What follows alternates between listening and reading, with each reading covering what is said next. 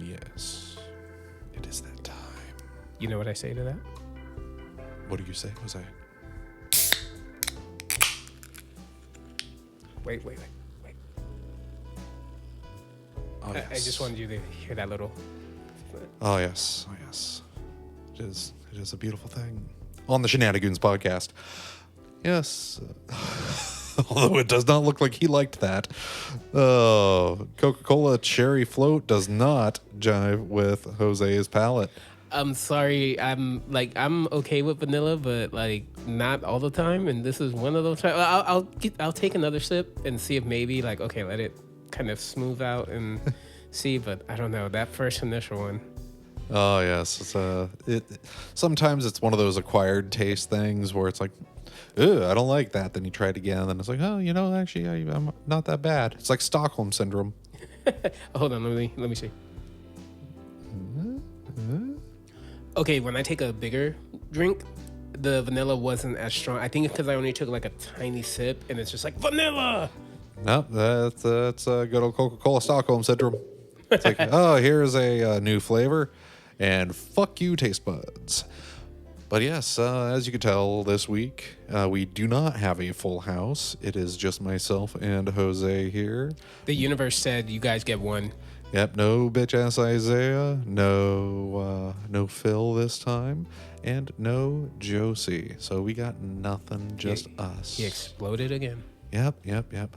But that said, it's like if anybody is aware, which at the time of recording, technically no one will be aware, but Spotify failed to actually send me a notification like it normally does about the usage of the music in the background. Wait, because it sends it to me every fucking week. So this is me calling out Spotify right now. We got flagged? Oh, every time they auto flag us. What? Yeah, it auto flags us for. What the? I thought. Oh no, it's royalty free music. Kevin MacLeod of Incompetech.com. Yeah. He has the Creative Commons 4.0 license associated with all of his music, and for whatever reason though, it's like it still gets flagged on Spotify. It does not get flagged on YouTube, but only on Spotify. And Spotify holds the episode for itself and for Apple. So what I have to do, like as of the time of recording, because I got the email this morning, because Spotify never fucking emailed me the actual appeal, because I have to do that every time, every episode. Jesus. So I have to go in and say like, hey, I have rights to use this, and it's literally every single episode that we've recorded so far I've had to do this for. And this time they just never sent me the fucking email saying I have to do that. So I'm like, oh, maybe they fucking fixed it. No, they just sent me the email this morning saying, oh yeah, by the way, we took down the episode because of copyrighted material. And I'm like, it's not copyrighted, it's Creative Commons license and I have to re-upload this now. So at the time of this recording, and once everybody gets to hear it live on, or hear it go live on Monday, I don't fucking know. I think it's like the 5th. Yeah. I think it's Monday the 5th. No, Monday is the 6th. Okay, Monday the 6th. So once this episode is live on Monday the 6th, you'll notice that there will probably be 2 episodes that are classified as new. But that's just because I have to re-upload the Spotify episode. So if you listen to it there, that's the reason why you're going to see 2 new episodes in the feed. If you do not listen to it there, it's going to look like business as normal. Like, if you see it on YouTube, you're not going to notice a hitch. Wow, why do I feel like bitch ass Isaiah woke up this Monday and he's like, where's the episode? Where is it? Where is it? Well, the funny part is that like they didn't take it down until today. So okay. So he got to wait. Well, he got to comment and all that stuff, but then they left it up for a whole week. Oh no, that's typically what happens. Is like you'll get it's uploaded in the system, and yeah, this is the best part. All these people are getting a look behind the mirror for the podcast. So it's like you upload it into Spotify's creator program. You fill out all the information, you put the episode number if you want to, mark it for explicit lyrics, or if you want it to auto-generate transcripts and stuff like that. Oh, yeah. So then, ta-da, it gets put up on there, doesn't bother checking a goddamn thing when you're uploading it or after you've uploaded it. It only checks a couple days after So it's like and a couple days after it goes live. So it goes live Monday morning, 5 a.m. Pacific Standard. And after it goes live at Monday morning, 5 a.m. Pacific Standard, that's when the time begins. And by typically Wednesday, sometimes Thursday, you get an email being like, hey, you've got our like script has detected copyright material in here. Please respond. You click the little link, go in, say, hey, I have license to use this, and then send it off, and you never hear about it again. But this time, I just didn't get that one. It did, like, I haven't been, like, deleting emails. I check my email up through Thursday pretty religiously just in case it shows up. Like, I check it about 2-3 times a day to make sure it's like, hey, is everything okay? Nothing. And I'm like, okay, I guess that it just didn't get flagged, because even if I went into the creator app, didn't tell me a damn thing. Didn't ask me to respond to anything. Just got the email this morning being like, oh yeah, since you haven't responded within the 72-hour window, we're going to go ahead and remove the episode. So it's like, okay, great. On top of everything else this week. So we have all of that. But that doesn't stop me from being able to just re-upload the fucking episode, which I'm going to do tonight. It's just going to be immediate re-upload, full, hello, it's back. And I'm going to tag it as a re-upload. Yeah. That way, so hopefully by like Monday or Tuesday, I have the email, I can respond to it. Or even if it just shows up sometime this week and I can just fucking respond to it. So we'll find out. And I'm a cut a bitch. Yeah, damn, sucks. Yeah, Sucks it's the dealing with the bullshit of bots detecting things. It's like nothing fucking changes. And the biggest thing with the Creative Commons license is you just have to have that shit in your show notes. It's part of my show notes template. So it's like it's in every show notes. You know, that makes me wonder. And I shout it out at the fucking end. Yeah, you always do. No, but you know what makes me wonder? Remember how I said that I'm giving myself that challenge to do the 6 tracks by the end of the year? Yes. That gives us a reason to do it. Oh, no, but how funny would it be, one of those tracks, right? We like it, we put it on there, and then you still get flagged. And it's like, that's mine. Yeah, it's like I own this fucking shit. But yeah, that's another reason why it's like the couple times I've said like, bring out the goddamn bass. It's like, I'll just fucking do it. I'll do it live. I don't give a fuck. Because I can make the bass sound like a guitar. I have it in there. Yeah, it's like I can make the bass sound like a bass. I can make it sound like a guitar. We could have like a really chill drum track beneath it. It's like all we We're need just is doing it live. Yeah, it's like fuck it, I don't care. And it's like I know how to split signal the damn bass, so it's like we could split the signal. I could make it happen so that I could effectively play the root note, go through that on like a bass channel, and then have the full sound effectively come through as more trebly, less bassy guitar sound. That should be easy enough. Should be. But we'll I don't fucking know. We'll see what happens. Yeah, we'll see what happens. Like, because I got a lot of shit on my plate, and I'm yeah. also taking up a whole bunch of other tasks for myself because I can't have too much. Like I've started trying to draw more. Oh, nice. I'm looking into animation stuff on like on my iPad. I've had a app on there for called Toon Squid. And been looking at that to do some like traditional animation stuff, just kind of fuck around with it a little bit. And I've been kind of playing with it more frequently lately, so it's like, okay, I'm trying to get the consistency of animation down a little bit more. So nice. I'm doing all that stuff. Picked up some markers the other day, actually. Were they alcohol markers. Oh, so the kind of the Copic type. No, I was gonna say, are they Crayola? No. Come on. No. They're not scented. Well, they smell like alcohol, but it's kind of like the Copic style, but it's what's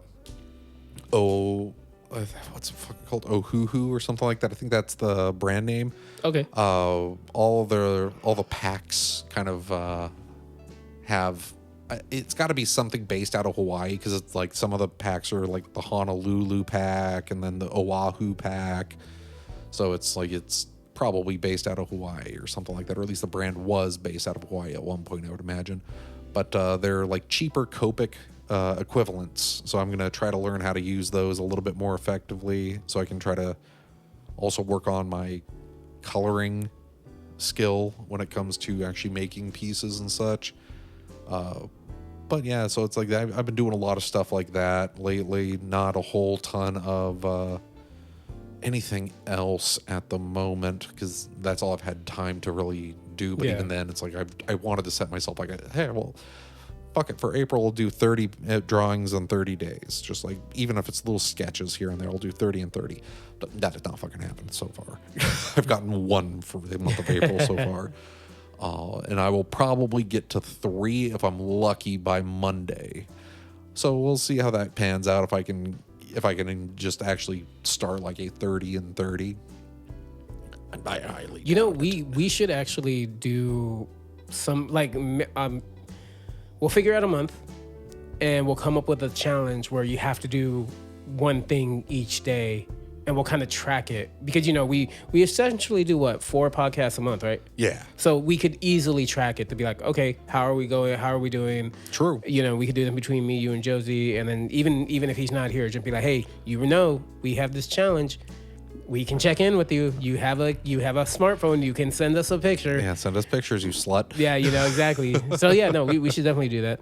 Okay, yeah, that would actually be kind of a good idea. It's like we'll figure it out. We'll do like, something. I think probably like June or July, or it's got to be June, because July you're going to be actually going to Comic-Con. Yeah, and I will not be drawing or doing anything. You'll not be doing a damn thing for like a whole week. Yeah. Understandably so. Though. But since you were talking a little behind the curtain, I can touch on some stuff. So, and a lot of anybody that's listened has heard us talk about how sooner or later we'll start streaming stuff and recording video game footage or whatnot. Well, I guess you could say secondary studio that we were in last week, we are starting to develop it now, and we're going to start working on it and get it really fixed up. Beautiful. Yeah, it's that's going to be a good one, especially if we devote one spot to being kind of more of a recording area, the other one to being more like a streaming setup or something. Yeah, no, with that one, we can definitely, 1-in-1. It'll work. And the good thing is that, believe it or not, they'll be interchangeable too. Yeah, that'll be the nice part. Yeah. So the way that we especially since it's in the same location, it's not like we got to drive across town to do this. No, yeah, exactly. Like the way we were planning it out, it's. I'll show you like before you leave. Sorry, listeners, you can't come with us when I show them, but suckers. I'm now away from the curtain, kind of, since you talked a little bit about me. So I don't know what it is, but this past week, I've been hooked on. Well, first off, have you ever heard of Call Me Chris? Oh yeah. So I used to watch her when she was pretty much TikTok exclusive. Yeah, so I've been hooked on a lot of her, and it's one called When the Heart Starts Beating or something like that, and then this one guy. Oh my god, I feel so bad. I cannot remember hers. When they talk about like all the horror stories, like ghost stories, killers, cults, and things of that nature. Like Mr. Ballin? Oh yeah, him. Yeah, I fucking love Mr. Ballin. I used to watch him on TikTok too, but now I transitioned over to his YouTube channel. Yeah, no, like them like all week, because this week at my job I've been basically doing nothing with inventory, so I've been away from customers, just in the back, and hey. Have a headphone in, listen to it, and my playlist went from playing music to then, I guess, just dropping into one of those, and next thing I know, I hear it, and I'm like, what? Why am I listening to this? Strangely compelled. No, but then at the same time, I looked, and I'm like, why am I getting more work done? Oh no, yeah, it's like when I worked at the IRS for a little while, I just did like a seasonal mail sorter dude. Yeah, I did that one time. And one of my favorite parts about that job, and this was like 15 years ago, so it's like I have no idea if it's still the same. We are old. You could just pop in fucking headphones, and just listen to music or podcasts. So I just sat there and listened to podcasts, and I was so utterly productive. I was so productive. That was me. My job previous to the one I have now. After COVID, when we went back to work, they just really gave no fucks at this point. They didn't. I was on the floor, stocking, restocking, building stuff, you name it. Had I only ever had one, so that way I could still hear. But had one in, just podcasts for days, and I was getting so much work done, so much faster, more efficient. And I was like, oh. And then I kind of thought, I was like, I think that's why they haven't told me anything, because it's like, well, he's getting the work done, he's getting it done faster, and he's still helping customers, so we kind of should just look the other way. Yeah, it's like doing that at the IRS. What had happened was I just was kind of like, is it cool if I do this? Because I don't know if I could just sit here and listen to paper shuffling for 8 to 10 hours a day. I'm like, yeah, that's fine. Cool. Do it. So I started doing that, and then my productivity just literally jumped through the roof, where I'd just be sitting there kind of be like, I need more mail. Give me more mail.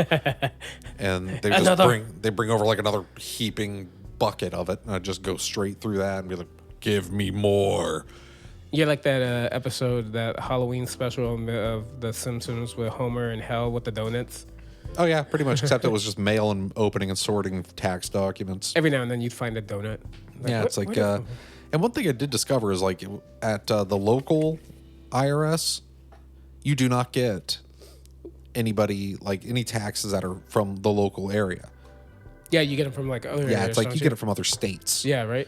Yeah, it's actually really kind of interesting, and it's a good idea, because then it's like it makes it harder for people to like fuck with people who are local. Yeah, exactly. So it's like, oh, I don't like this guy, and now I have his taxes in front of me. No, I don't. So it's like, yeah, it's like you might get, like, if you work at the local IRS branch, you might get somebody from fucking Missouri. Coin flip if they get it or not. Are they getting a refund this year or not? I determine it. Yes, but okay. We have an extra little report back from Jose. It looks like the cherry float is good after just a few. Yeah. No, like drinks. I guess the palate was like, okay, wait, I actually like this. Told you, Stockholm syndrome. You just got to traumatize it a little bit, and it starts playing nice. There you go. Oh, okay. So enough behind the scenes. Enough about us. Enough about former jobs. You and I predicted something. Oh, we always do. Yeah. We predicted, listeners, if you remember a couple episodes ago, we brought up the fact that yet another voice actress in Japan joining wrestling. You pronounce her name. I don't want to ruin it. Okay, let's see. Sumier Uesaka. Yeah, so she debuted. Since then, up to now, she debuted. And when she debuted, it wasn't just a regular match. It wasn't just a one-on-one, hey, this is your first ever, good luck. No, she entered a Iron Man match, which essentially, to my understanding, it was multiple wrestlers. Oh, and by the way, also, before you go on, it's Sumire. I fucked that up for that, because I was I English her first name, and then I pronounced the last name correctly. But yeah, so she entered an Iron Man match, which basically multiple, the way that they did it, multiple competitors fighting, and first one to get the pinfall. And guess what? She got the pinfall. She is now the heavy metal weight champion. Nice. Now let her keep that belt for like 10 years. I know, right? And in Japan that has happened. So that has absolutely happened. So yeah, let her keep that belt for 10 years. But yep, good times. It's like I like to see it. It's like I always love seeing it. Oh yeah, and of course, one of the other things there is, of course, the idea that the end of Oak Street is a Cloverfield movie, and it's J.J. Abrams. I'm sure somehow, some way, by the time that he leaves directing or producing, he'll come back to it. He'll come back to it. He's going to find a way to connect every movie he's ever done, including Star Trek, to Cloverfield somehow. Well, no. Remember when Star Trek first came out? I can't remember from the first or second one. There was already rumors going around that, that's set in the Cloverfield universe, because apparently there was something about how, like, Oh no, it was the one where they destroy Spock's homeworld. Sorry for years old spoilers. That creature on the ice planet that breaks out of the ice, how it's red, but it looked like the Cloverfield creature. Yeah. So a lot of people were like, "Oh wait, this is set in the same universe." It's like, no, guys, he just likes that creature design. Yeah, so it's similar enough, but yeah, it's like I have a feeling by the time he leaves, he's gonna find a way to say like, oh yeah, all the movies I ever did were part of the Cloverfield universe, and he'll point to specific things in all of them. So I mean, for technically, this, Lost is part of the fucking Cloverfield universe. Technically, you're not wrong. No, how funny would that be? The last movie he ever makes, it's basically Lost. At the very end, it's just showing them on the island again, and there's like a TV that's showing all the movies. Like there's somebody like just going through the channels, and you see all of his movies, and it's like, really, guy? It's like they get like a really super old Matthew Fox to come out of the retirement home and be like, God damn it, JJ, and then it just ends. I mean, really quick though, how would you feel about like if this turned out like specifically just this movie? Honestly, if it turned out to be in the Cloverfield universe, I don't really care. My only gripe would be how. How is it part of the Cloverfield universe? Okay, so because if they do it well and make that reveal actually mean something to the story that they're already presenting in that movie, awesome.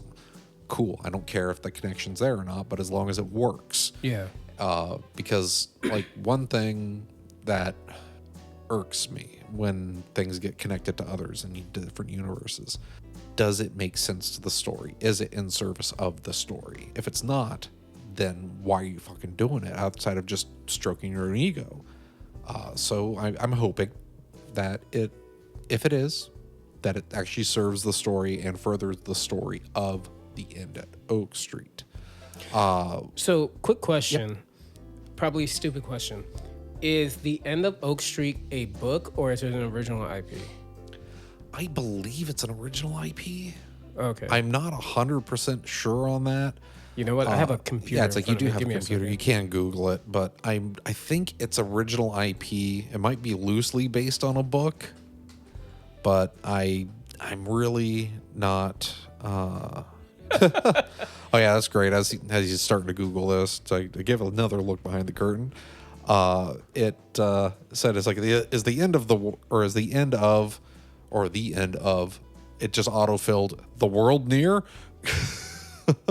Okay. It is not a book, by the way. Okay, So it so is original IP. Okay, so yeah, in that case, it's like it would make sense for it to kind of work into the Cloverfield universe if they wanted it to.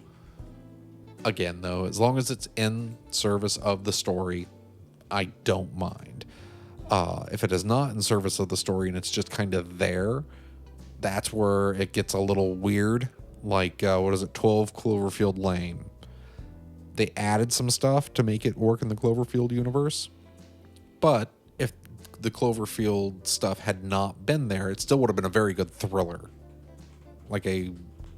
I still think that would have been a damn fine movie without the Cloverfield connection in any capacity. But it was there, and it didn't really further much of the story outside of give a good reason as to why they shouldn't go outside. That was about the only thing that it really did for the story. Oh, yeah. But we got to see John Goodman kind of coming back into like a full like feature role, which was really nice because I don't think he had really had any real kind of out there starring in any capacity roles. He had like outside of like the Kevin Smith movie, that, and then Red State. He had so it wasn't in theaters. It was a streaming movie where I cannot remember the name of it. I know I could look it up, but I don't want to take time. It's basically it's set in a world where aliens have invaded the Earth. And he is a government agent that works for them. And what he does is he find that, humans go out and they find rebels and, they arrest them and this and the other.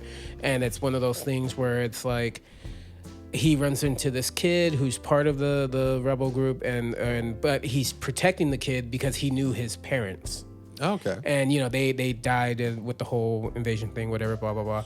And it's this whole thing of like, he's trying to tell the kid, he's like, look, man, if you just do what they say, you'll be okay. Look, they've brought medicine, they've brought technology, they've done this and the other. But then the kid is like, yeah, but look at all the other bad things that they've done and blah blah blah. So it's like that back and forth leads to a really unique twist at the end. And he does a really good job because it's a sci-fi, but you could almost say it's like a drama at the same time. Okay. Yeah, because when you hear, invaded, you think, there's a battle or whatever. I think they show in the beginning like a quick 5-minute, like, here's a recap. So that's where the budget went? Basically. Yeah. but then obviously when they're like driving around, you see like these big structures and everything, because basically like the ships, they landed and they turn into like these structures and type thing. It's a really good movie, and it's one of those ones that like you could take the alien portion out and it'd be him and the kid having two different of opinions on society. I know people, no, you're talking about society in movies, but you know how most movies play out like that. It's a good movie. And he did a really good job in it. And then, after that was when... like Kevin Smith got him for Red State, probably. And then... Red State, I still think that's such a good movie. It really is. I liked that quite a bit. There like that little run of movies he did that were like that, Tusk, and I forgot what the one after that was. But my favorites were Red State and Tusk. And those two were wonderful. And I don't think that they got enough love, especially like Tusk. They didn't get a lot of love until like honestly pretty recently. Yeah. And but that was a damn good one. And that was the one that was kind of like, okay, cool. John Goodman's starting to get some more kind of like leading roles because he played like the FBI. I think it was FBI. Yeah, he was the FBI guy. But it was like FBI agent that was kind of in charge of trying to get the people out of the cult. I still love. Okay, another spoiler. I still love when they hear the trumpets, and that moment where John Goodman kind of freezes, and the look of like, oh shit, was he telling the truth? There's just something about that, like when you just see that look on his face of like, oh crap, he was right. But then the twist at the end is like, actually, yeah, it's like there was actually just something kind of nearby. It was two kids playing a prank. Yep. Because that was the funniest goddamn thing. But because there was the alternate ending too. Where everybody's heads explode. Yeah, right. Everybody's heads explode, and the rapture really does happen. Yep. But that was kind of a nice thing to see him come back, because that got him a lot more leading roles in Hollywood for at least a little bit of time. But yeah, it's I would like to see. How did I get on John Goodman from Cloverfield? 10 Cloverfield Lane. Well, yeah, but how did I just jump onto a fucking John Goodman because tangent? we have good taste and we know how to appreciate the actors and actresses that we enjoy. Okay, I'll take that. Yeah. I mean, think about it. We had a whole appreciation episode for Kirsch. True. Well, any episode that involves Kirsch is going to have. I'm looking forward to that show coming back. By the way. Oh yeah, it's like we're gonna still have Kirsch appreciation episodes that even if the season's bad, it's like nope, he's still the best part. Yeah, he's still the best part. He still can't move, but he's still the best part. It's like we love it. But so you know how you like to have your little comic book moments. Oh yes, of course. In July, I get to be spoiled. Yes, you do, you slut. Oh, well, wait, I get to be spoiled in two ways: Comic-Con and what I'm about to say right now. Yep. So that means I could probably find this at Comic-Con. Oh, I would not doubt. So there is going to be a Godzilla comic coming out, but it is purely a horror comic. As well it should be. So, and some of the images I've seen of how they're projecting him, that's the Godzilla you don't want to run into, at night in an alley. After you've had a couple drinks at a club and you're trying to go home, but it's really dark and it's like 3 a.m. and there's no cars on the road. You don't want to run into this Godzilla on the street. All the other ones, no, totally fine. Even Shin, you're totally fine to run into him, because at least he'll, use the purple lights and you can find your way home. This one, though, no, this one looks... I've literally seen people use the term nightmare fuel. Good. And I'm like... I like that. that's saying that knowing that Shin Godzilla exists. So that got to tell you, like, yo, they are really trying to tap into something probably a little more primal. Yeah, like, because the only other like major horror like thing that about Godzilla that I remember in recent years was when he goes to hell. Yeah. Yeah, you know, and again, I love the fact that Godzilla is one of the only creatures to literally go like don't get me wrong, Superman has been the king of hell. Hasn't Constantine also been the king of hell before? Well, he's done shit. Okay, so he's done shit.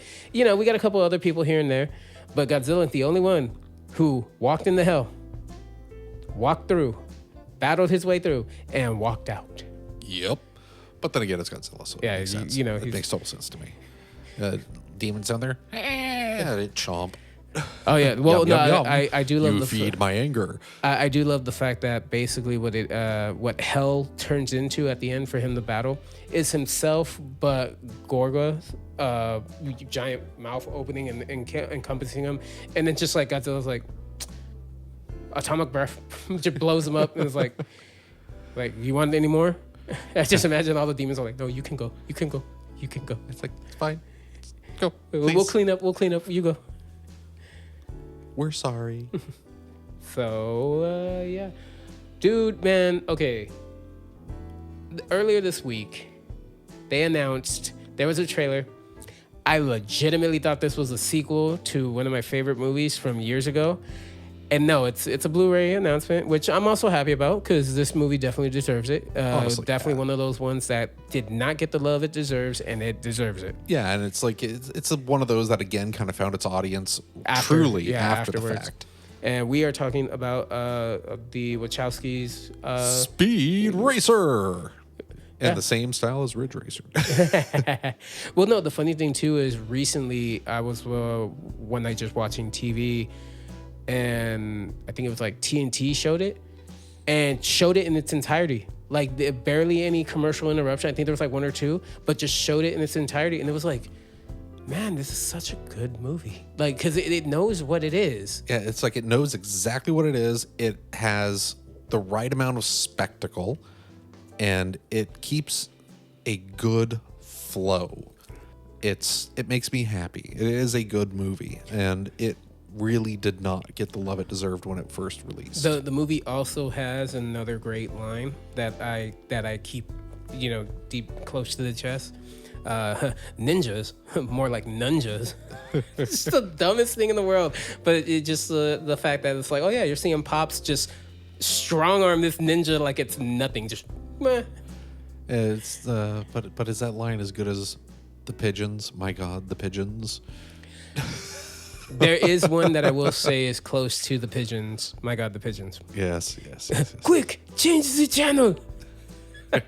I hope in the Street Fighter movie there's some type of reference to that. I hope.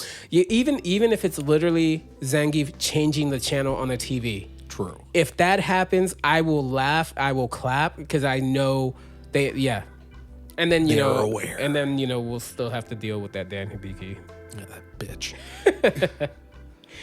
You just want to see him just get power slammed through everything. So nice. That'd make me so happy. But we do have some video game news too, and this makes me so happy. It makes me very happy, and it's also just like it's nostalgia.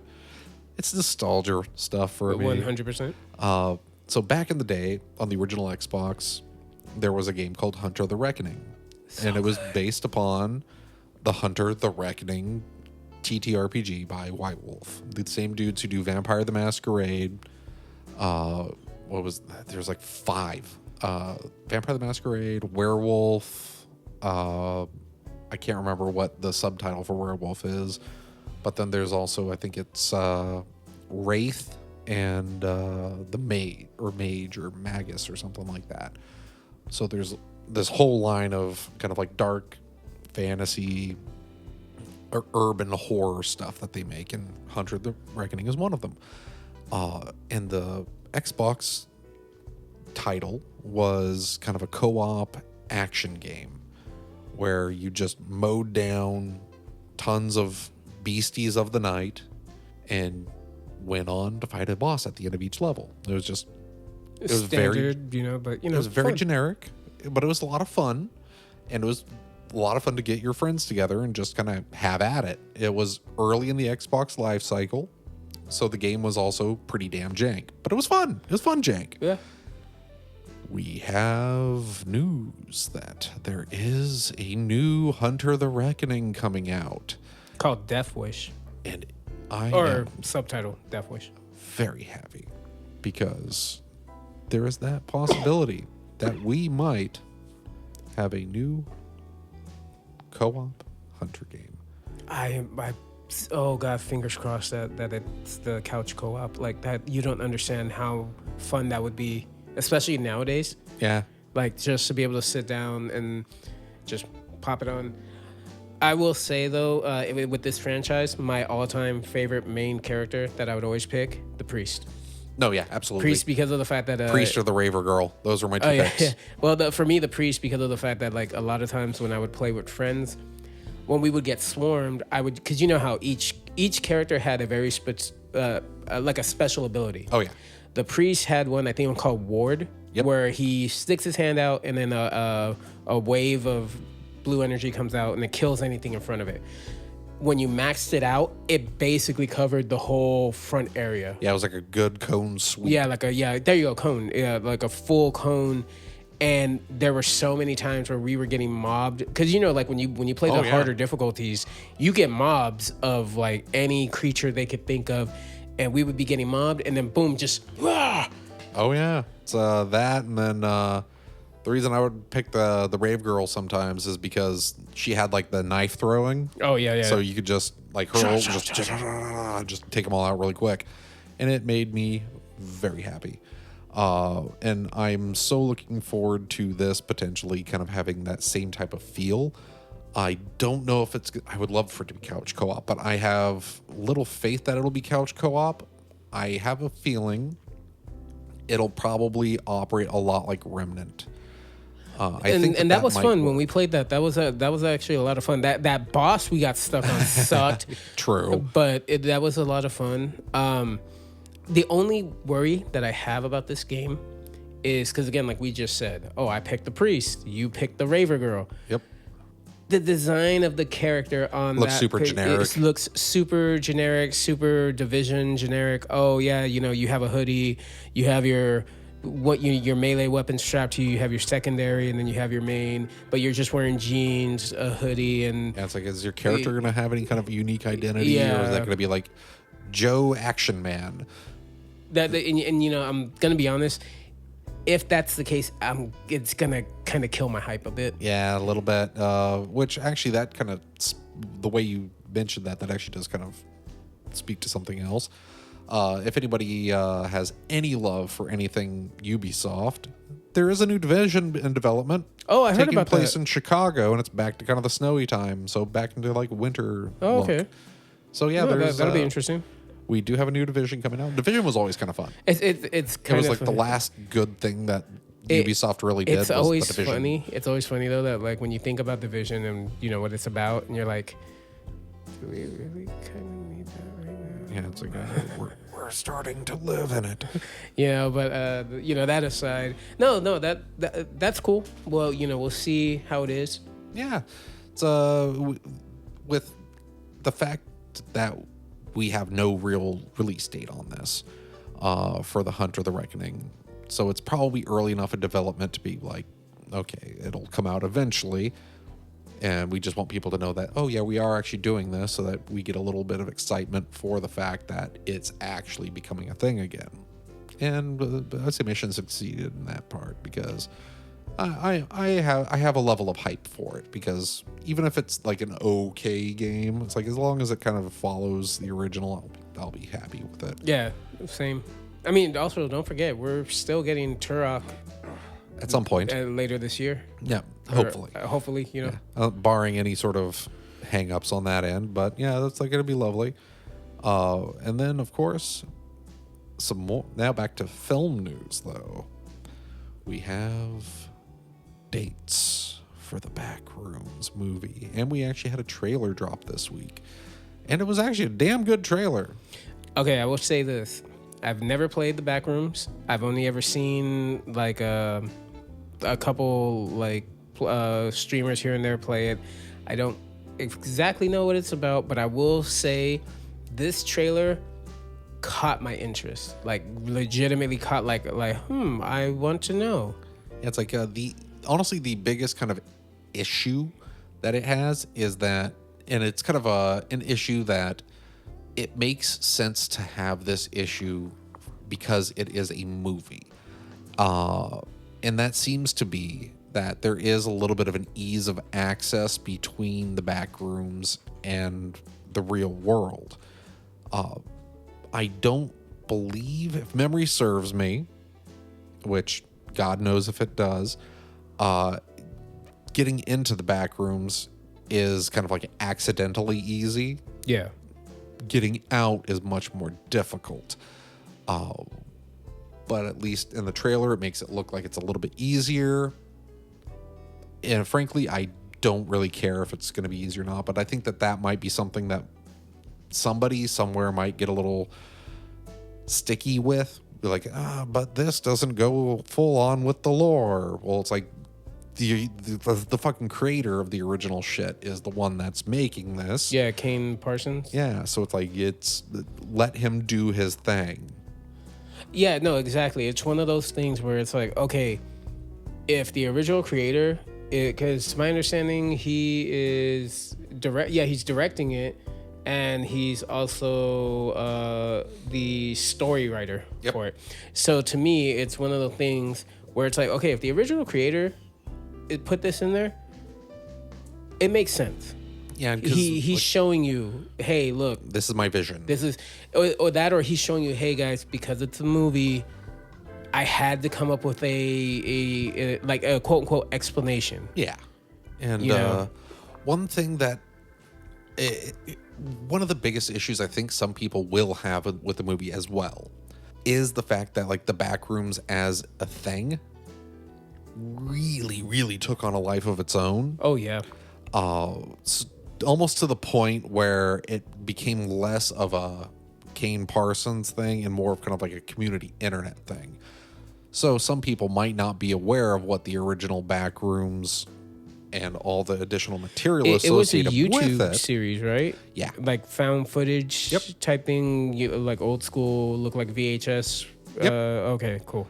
But there is enough there, and there was enough early on with interest to where a lot of people did kind of mimic. So there might be people that aren't 100% familiar with the different material that was presented in there.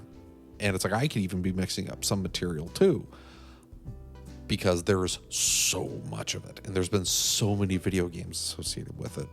And so it's kind of like, okay, we'll see if or how he decides to do this, being the creator. And I am very interested. The trailer looks good. Yeah, no, it does. And I'm interested to see where he decides to go with it. And if he just sticks with kind of the yellow area, or if we kind of like the yellow backroom area, or if he might go deeper in and explore a little bit more, because we don't know from what parts of the movie this is. This could, like everything that's in the trailer, could be in the first like 20 minutes. Yeah. So we'll find out. And I'm looking forward to it. Releasing, I guess, what is that, May 29th? Yep, of this year. Yeah, so May 29th, 2026, we will enter the Backrooms. I will say, though, that I wonder if, because of how well Iron Lung did, if people are going to expect this to do as well. But it's like one of those, like, yeah, but for it to do that well, you guys have to go see it. Yeah, you actually have to fucking show like, up. You can't look at Iron Lung and be like, oh, look, that was awesome, and look at how much money it made. And then this movie comes out, and you're like, yeah, I'm excited. You don't go see it, and it's like, yeah, well, guys, it didn't do well because you didn't go see it. Yeah, because another thing that's with this is a studio production. Yep. This is with A24, and Kane Parsons being the creator and kind of the mastermind behind all of this on YouTube, they actually let him do this. So we have this YouTube creator going to director, and he's super fucking young. Actually, according to this, he's the youngest director for A24. Yeah. Ever. The youngest director ever. Because I think that he's like 23 right now or something like that. So it's like you'd have to definitely fact check me on that. But because I know when he did the Backrooms, he was still a minor. Like when he first created it, he was still a fucking minor. Young. And now it's kind of like, okay, let's support this guy, because like with Markiplier going and doing Iron Lung, you had, I forgot the guys' names, but the 2 Australian YouTubers who did Talk to Me. Oh yeah. And we have this small group of YouTubers that are they're making the jump over and doing these types of things. So it's like, if you enjoy their content, or if you think that they're doing a good job, fucking show up to support that, because we do need more varied voices and creative storytelling on the big screen, because we do get a lot of just major motion picture kind of schlock at this point. And that's one reason why it's like I don't really typically go see a lot of the big tentpole movies anymore, because it's like I know exactly what I'm gonna fucking get. It's like I'm not gonna go in there, I'm not gonna be surprised. I might enjoy the spectacle, but I'm not gonna see anything that's going to like make me think. Yeah, it's like it's almost all gonna be like I'm just here to enjoy the blood and the sounds. That's about it. Well, let's stay on the horror train for a moment. Yes. Did you know that the Puniverse, which is really inappropriate to say if you think about it, but that's what they call it, is getting bigger? Yes, it is getting larger and more stupid. Oh, 100%. Probably in the best ways. It's so bad that it's gone all the way around to being good. Yeah, it's like this is terrible, but I enjoy it terrible. Yeah. We are talking about Pinocchio Unstrung. Yes. So he will never be a real boy. So no, the design of him is pure nightmare fuel. Yeah, it's like the design that they came up with is just like there is so there is no oh, you're a good little boy. It's like, what the fuck is that? Burn it. But I will say, I love the concept. Jiminy Cricket is evil beyond evil. Oh yes. And convinces him that he has to get organs and skin from the kids to become a real boy. Yes. And the other great thing is that Jiminy is voiced by Mr. Freddy Krueger himself. Yeah, you see, I actually would have really liked if they would have gotten Papa Meat. If Meat Canyon could have done the voice that would for him, that would have been funny. But beautiful. But you know what? I like it. And if you even look at when they show Jiminy, if you look at his face, kind of looks like Homie. Like it actually kind of just a little bit like around the eyes. You're like, I've seen you before, haven't I? It's like, oh, Satan, great. Oh yes, it's let's see. Since we've now have Winnie the Pooh, and we got Pinocchio, so I guess next one they got to do like a Cinderella, or no, they so Winnie the Pooh, Bambi. Oh yeah, Pinocchio, Bambi would be interesting. I think they're technically that Peter Pan one was connected to it. Probably in some capacity. Yeah, the one where like I guess he's like tearing kids apart or something in there. I don't know. I never watched it. Me either. Yeah. Oh yeah, it's like I'm just happy that they exist. I'm just happy that they exist because we need these things. Because again, fuck Disney. Well, it was stay on the horror train just a little bit longer. You know, our stop's almost here. Eli Roth. I haven't heard that name. I know, me neither. When I saw this, I had to put it in our group chat. I had to, because I was like, this is going to get somebody's interest. Mr. Eli Roth is bringing back you could argue, a forgotten horror icon. True. Not like A level, probably what? C or D level? Yeah. Depending upon how deep you're into horror. Yeah. He's literally bringing back the Ice Cream Man, which is really kind of interesting. I'm happy to see that this is kind of getting a little bit of a revival, because it is very obscure. And It's you not wanna- like no, super yeah. mainstream by any stretch. And you know the funniest thing is because there's no ice cream men anymore. I know. And if there are, they don't drive around in the traditional ice cream truck. No, that's like, I think we got like one left in Fresno. I have one that comes through the neighborhood every now and then. Yeah, it's like a converted van. Yeah. Where like but anyways, I saw this and I was like, you know what? This could be one of those sleeper hits where it comes out and everybody's like, yo, that was actually creepy. Or just fun. Or just funny as hell, yeah. Because if I remember correctly, the original Ice Cream Man had comedy in it too. Wasn't it technically more of a dark, silly. Yeah, It like was a dark very comedy, silly. right? Yeah, it was very silly. So there's only a poster of it, no trailer, so we can't really talk much about it. I don't even think they said who is like being looked at to be in it. I would imagine that we'll probably get that news relatively soon. I would hope, at least.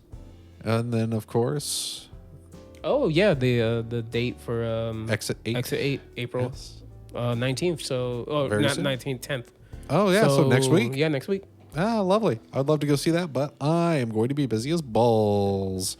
Yes, and some other big news. I don't know 100% if this is confirmed. I was looking. I saw a couple other websites talk about it, but, like, no major...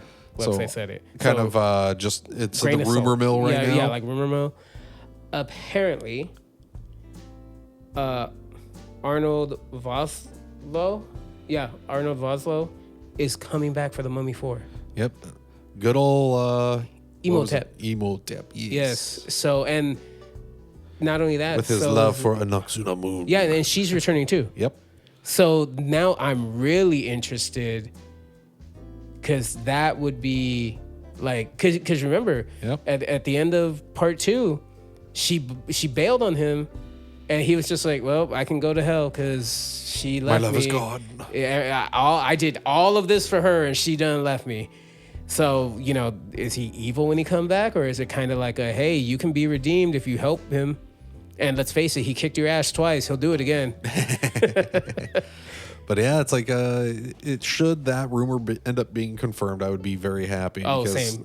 It would be almost a full reunion at that point. Yeah, and honestly, that would be arguably the best send-off for a movie cast ever. Yeah. That they come back all these years later, get one more, you finish out everything for them, and that's it. It's over, it's done with. Whatever happens to them, that's it. Boom. Like our generation, that's That like would be all we could ask for. Exactly.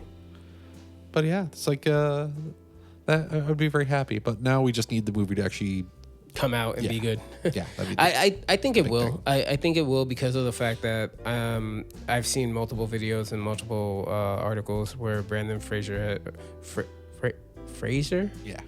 has said that series means so much to him. Oh yeah, I can see why too, because that was one of the that was pretty much the franchise that made him a household name for a long time, and they had a good relationship on set. Yeah. So it was like everybody got along. They had a good time filming them. They had fun. They had to deal with CG rock. Oh yeah. So it's like there was a lot going on there, and now that. Especially like the only ones that really kind of survived the time period or actually the only one that really survived after that movie was Rachel Weisz. Yeah. But then now that Brendan Fraser has that kind of returning career, it's kind of like, okay, Rachel Weisz still has her career. We got mine. Why don't we fucking do it again? Yeah. It's like let's have some fun. It's like it was a good franchise. People liked it. They want to see another one.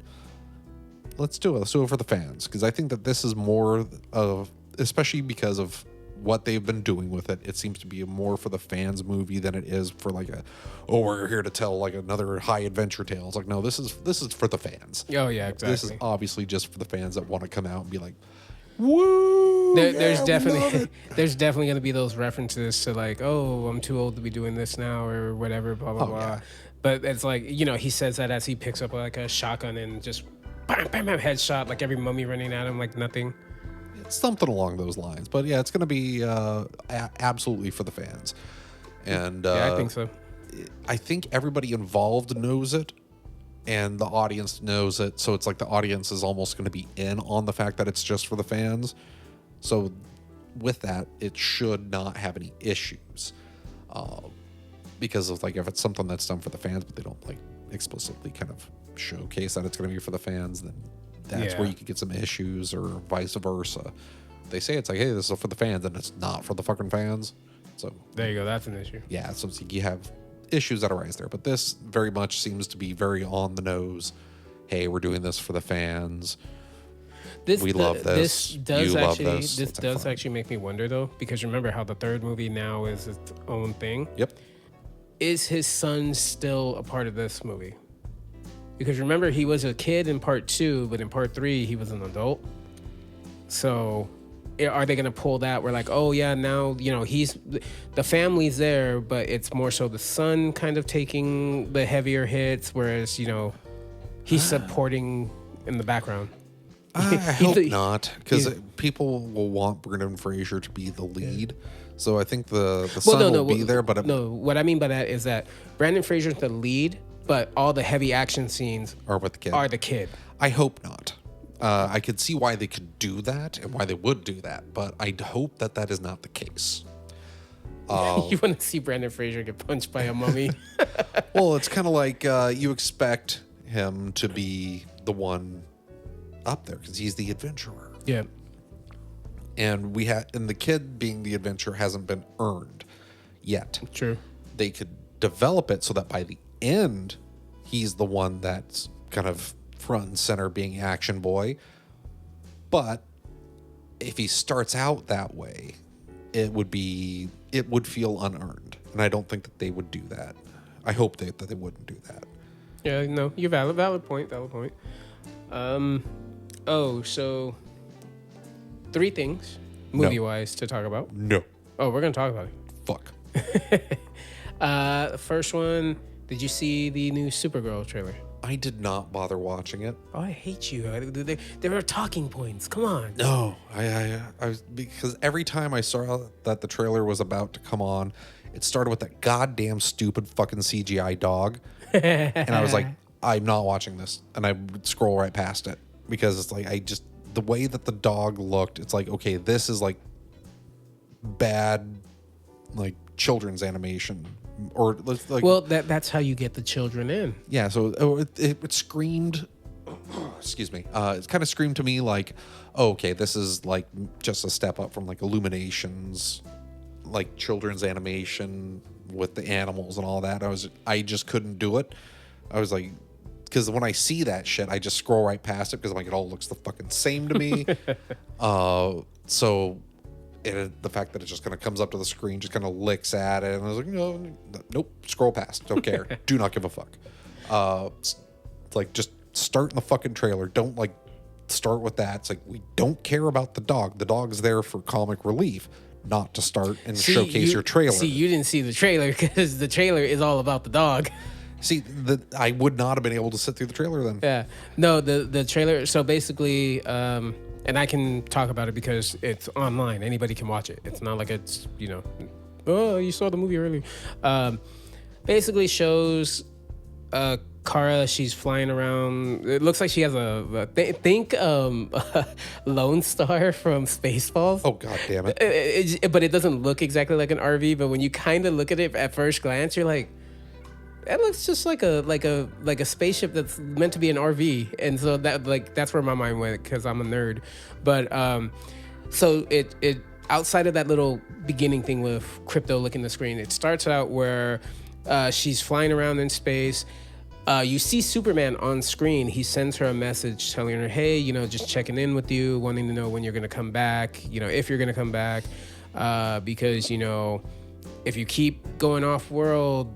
More often than not, you're not going to find your people. And then she chimes in with the whole like, well, that's the thing. I don't have any people, Then, we go to the whole, she's at the bar.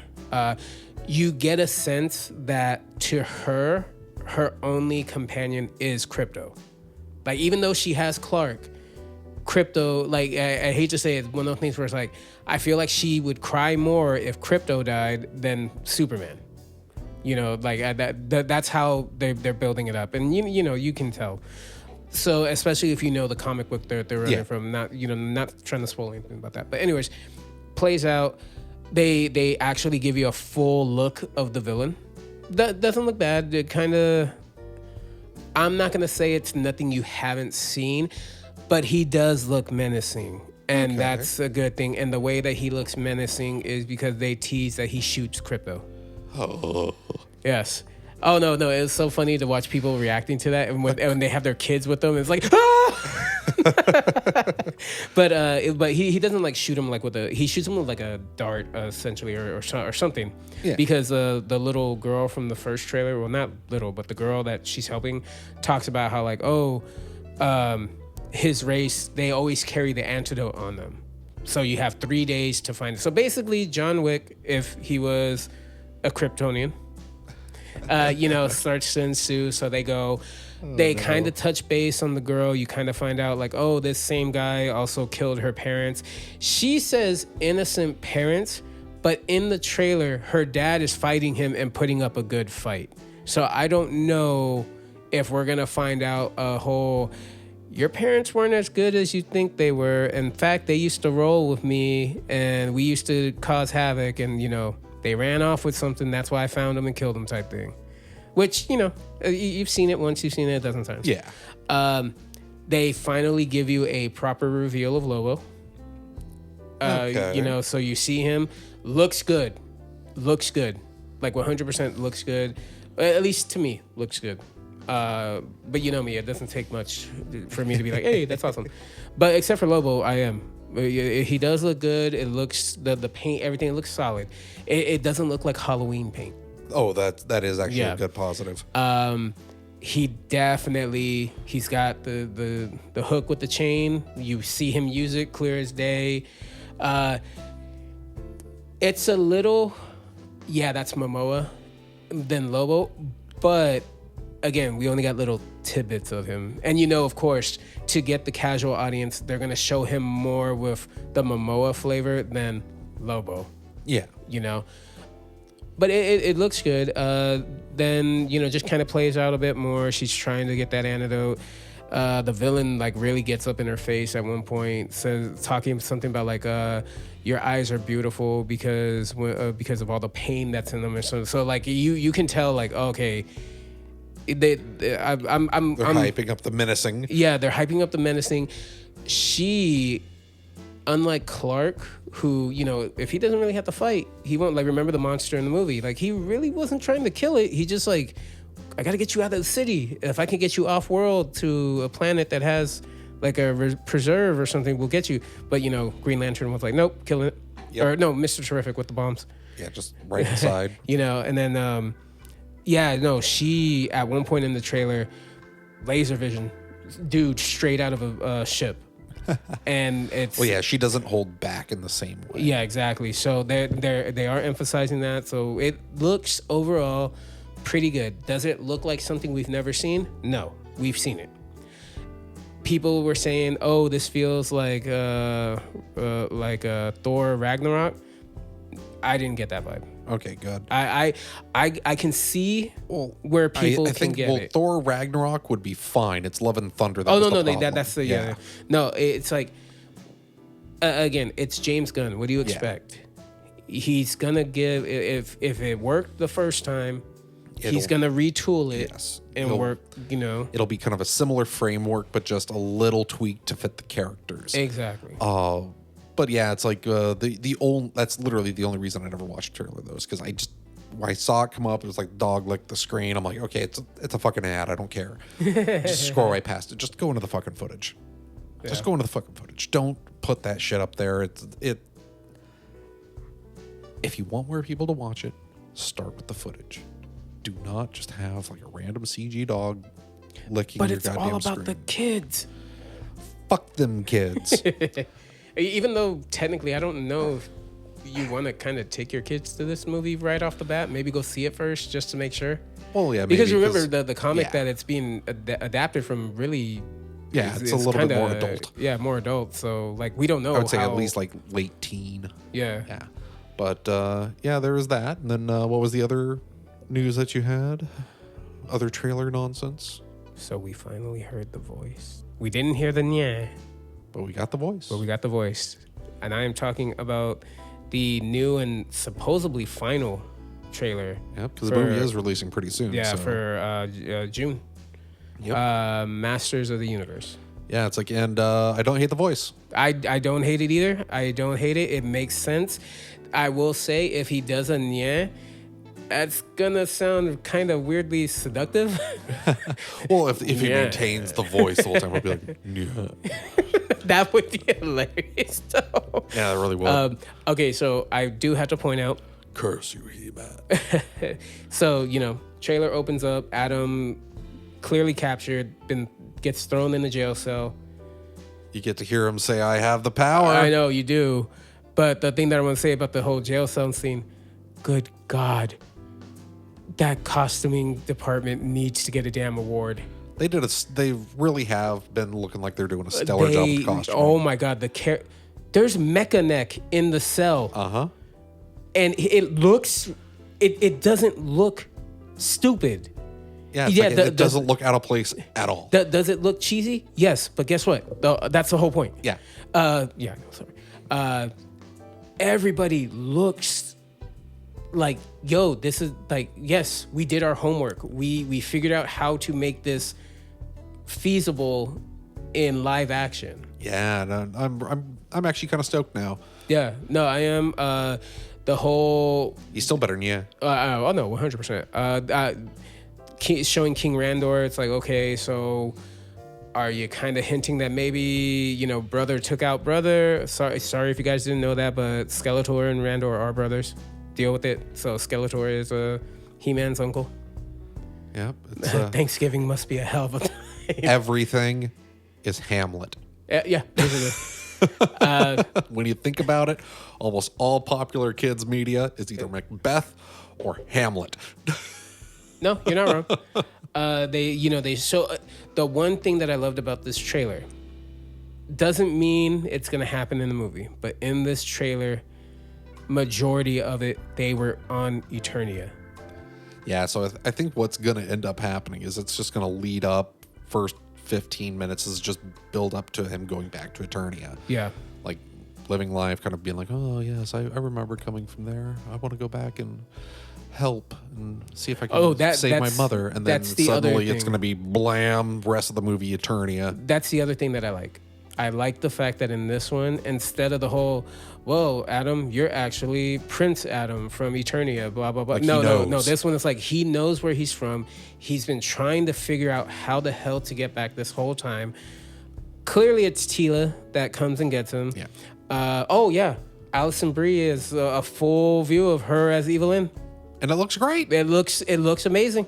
Yeah, it's like they did a really, again, costuming. They better get some type of acknowledgement. At least they got to get some kind of it because, like, just for nerd cred alone, they did a stellar job, like knocking out the costuming for each character, like literally every single one. They've done an absolute killer job, and so I'm hoping that. I hate going to the theaters now, but I'm gonna have to try to go to the theaters for this. Yeah, no, same. I actually do want to see this. Yeah, no, I do want to see this. There was only one issue I had with the trailer. It's at the very end. That dumb joke. Oh yeah. Oh, you telling people we are from another planet kind of makes you sound a little super crazy. Like, dude, just shut up. Why are we friends? Get out of my apartment. You don't pay rent here. It's just like, like, bastard. Why do you never believe me? It's like, you know what? When I leave, well, you don't have any proof. It's like, what about my forked penis? It's like, you know what? When I'm gonna tell Skeletor to come here. Yeah, that's what we're gonna do. We're gonna send him here. Do you want me to call my uncle?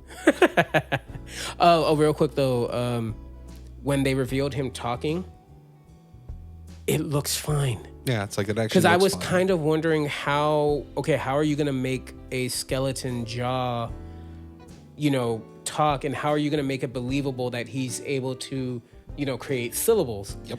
And I think that's why he's going with that deeper. Because it's far more breathy. Yeah. So you don't have to enunciate. Yeah, exactly. So I will say that fight between them better be badass.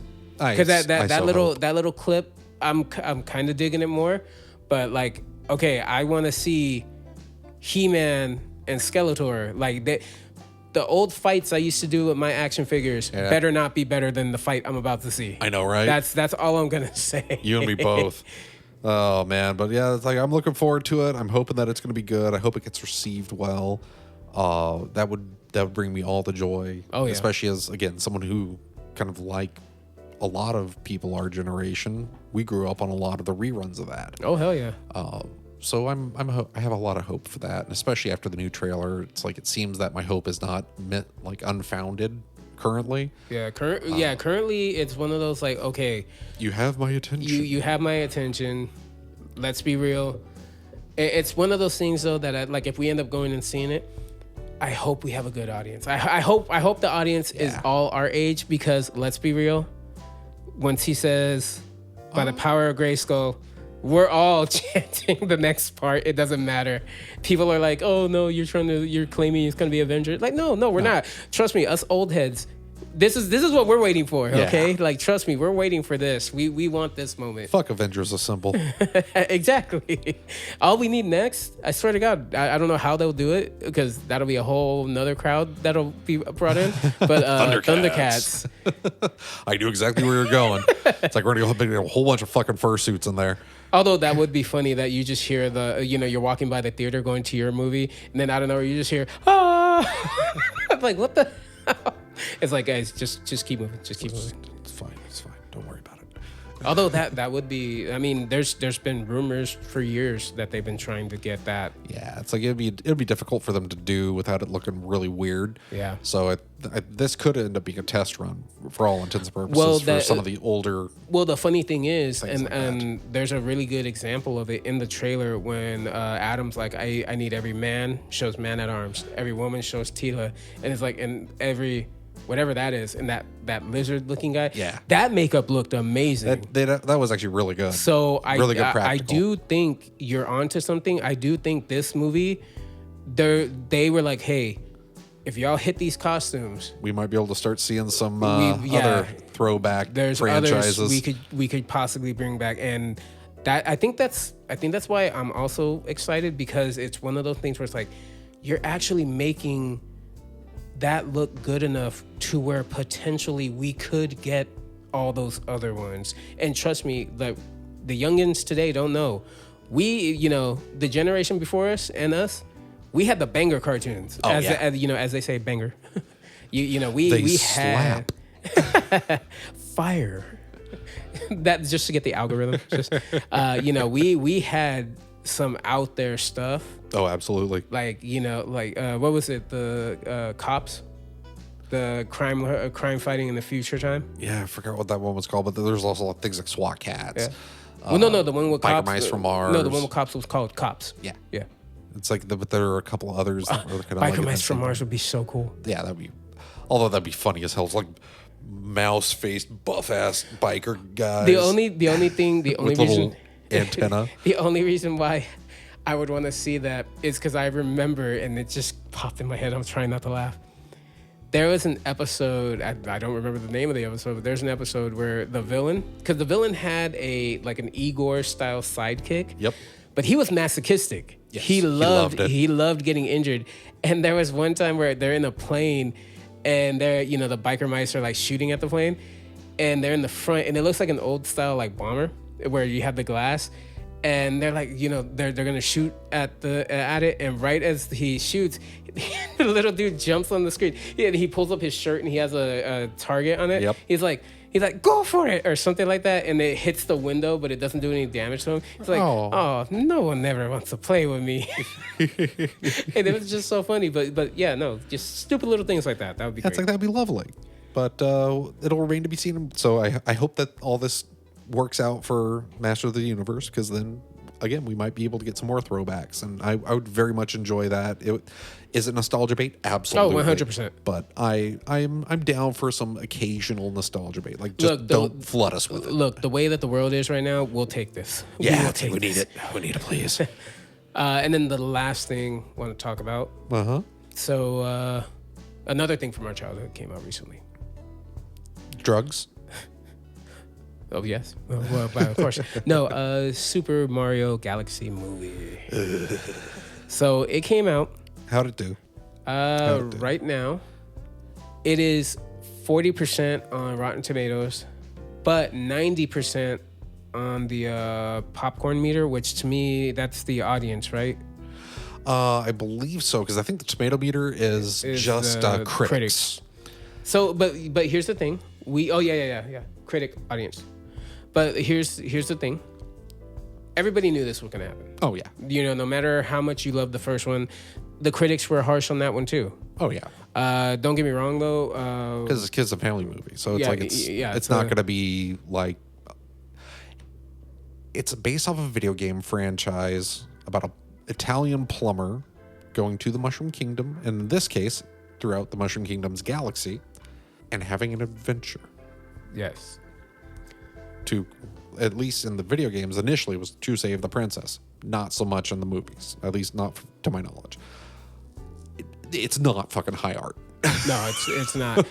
And one of the criticisms I have heard is that the movie has too much in it.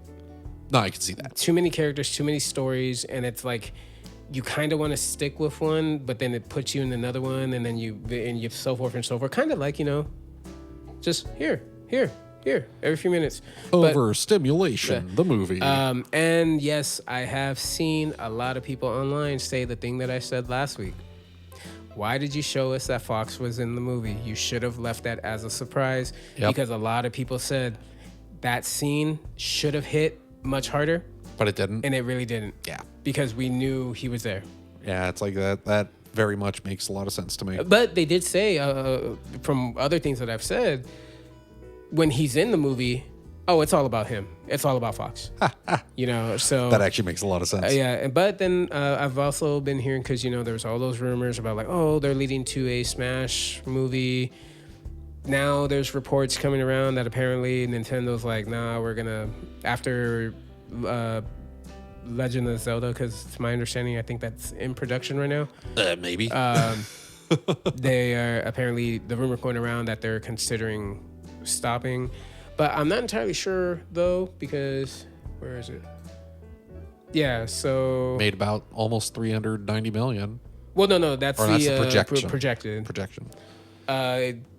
Within the opening days worldwide, it made 122 million. Oh, okay, yeah, there we go. That sounds more reasonable. Yeah, and then the early 5-day. Oh, that's why they're thinking it's not gonna do it, because their projections for the 5-day opening was 185 to 186. Interesting. But well, so we'll see how that goes. Yeah, I'll eventually go see it, and then I'll let you know if it's like. Is it terrible? Does it hurt our souls? Do we take the 1-up mushroom, or do we take the poison mushroom? Or just the magic one. It's galaxy, so maybe you took the magic one and all that's just in his brain. Possible. But yeah. Well, it's been some interesting news this week. Very news heavy. Yeah, it's like we'll see how the next week goes, because in the lead up to Comic-Con always, we just start getting news upon news. So it's like we'll probably have more to talk about this next week, and hopefully we will have an unexploded Josie again. But we'll find out. But in the meantime, though, this has been the Shenanigans Podcast with your hosts, myself, John, Jose, and music provided by Kevin MacLeod of Incompetech.com. You find us on Apple or Spotify or YouTube. Subscribe, leave comments. Bitch ass Isaiah. You beat me to it. Yeah, let us know any of the movies we talked about, or any of the things we talked about. If you're interested, if you don't care, if you want us to talk about anything else, depending upon what it is, we might. Yeah, it's like just leave us a comment, send me an email. My email's in there, and have yourselves a lovely weekend and lovely week. Now, please go forth, get fucked.